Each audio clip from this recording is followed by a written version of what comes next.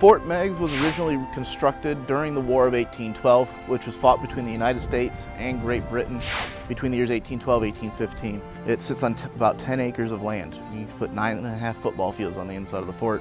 Perimeter is about a mile long. It encompasses a large section of ground, 7 blockhouses, which are defensive buildings situated along the fort walls as added defense. There would be a cannon on the first floor, men with muskets and rifles stationed on the second floor. They were manned 24 hours a day, 7 days a week. They were always ready for conflict. Fort Meigs' role was very important because it was the turning point in the Northwest. The events in this part of the country, in the Great Lakes region, leading up to the first siege, the Americans knew nothing but defeat.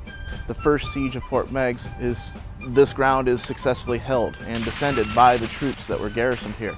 The British attempted a week-long bombardment of this fort, trying to just kind of beat it into submission, and they failed to do that. They failed to take the ground. And for the first time since the beginning of war, we had been at war for about a year by this point, and this was the first significant victory over the British Army, was at the first siege of Fort Meigs. Reenactments take place quite a bit here at Fort Meigs.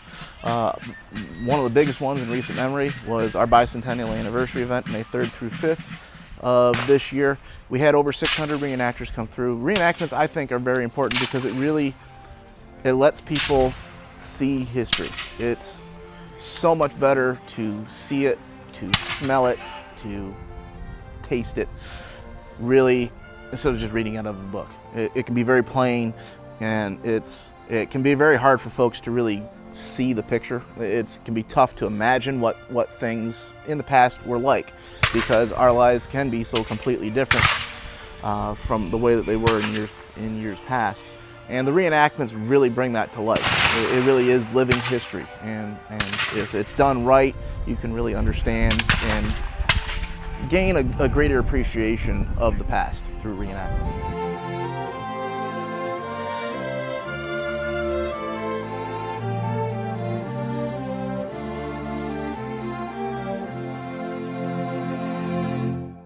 My name is Aaron Gelb. I am the historical interpreter here at Fort Meigs in Perrysburg, Ohio. One of the reasons I got into this business is due to the fact my parents had done this before me, so I'm somewhat of a second-generation reenactor / interpreter. I believe that history is one of those things that it's a lot easier to actually learn when you live it and you see it, rather than just reading it in a book. It really comes to life that way. The way I view things now, since I've been a historical interpreter and reenactor, is much different than I had seen it in previous time. Now I actually get the idea of what it was like for the guys back then. During these reenactments, you are cold, you can be hungry at times. Other times it could be hot, it could be blistering hot. You want nothing more than just to take your uniform off, but due to the regulations of they had back then, you're forced to keep it on. I am actually dressed as a corporal in the United States Army during the time of 1813. This is in fact the early war uniform, due to the fact you can still see I have my taping on my chest. I partake in mostly different kinds of reenactments at different kind of sites all around America as well as Canada as well. Usually I go to about 7 events a year, which are a majority of battle reenactments in themselves. My favorite part is literally getting paid to do what I love to do. I get to study history, which is obviously what drew me here. I get to live the way that these guys did. I have ancestors who fought during the War of 1812. So I can really get a feel of what they went through as well. I come from a military background as well with my family, and so it just seems natural to be in this kind of place. There's definitely a passion for reenacting. That could come from multiple different things. It could come from your passion of history. You could just absolutely love history and this is what you love to do. As well as mine is a combination of absolutely loving history and also the passion of being able to show respect to these veterans as well.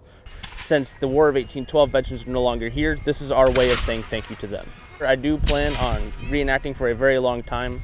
However, my path does lead to military for me, and hopefully either during my time in the military or even after, I'm able to continue doing reenactments and possibly even expand to different time periods, not just 1812, something as Revolutionary War or Civil War as well.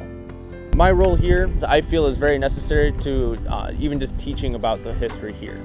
Some people, they'll come up to me that not really have much of a history background, and they'll leave here at Fort Meigs after talking to any staff member that's here, understanding history a lot better, hopefully inspiring them to go and study more about history, because I firmly believe in order to know where you're going in life, you have to know where you came from.